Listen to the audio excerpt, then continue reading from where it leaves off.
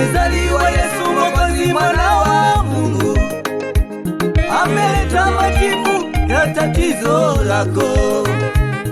Usilie mama, wala usihuzunike. Tatizo lako kwake yeye ni kidogo tu. Amezaliwa Yesu Mwokozi, mwana wa Mungu. Ameleta majibu ya tatizo lako. Usikate tamaa ndugu mpendwa wangu. Unaelia kwa muda mrefu bila majibu. Amezaliwa Yesu Mwokozi, mwana wa Mungu.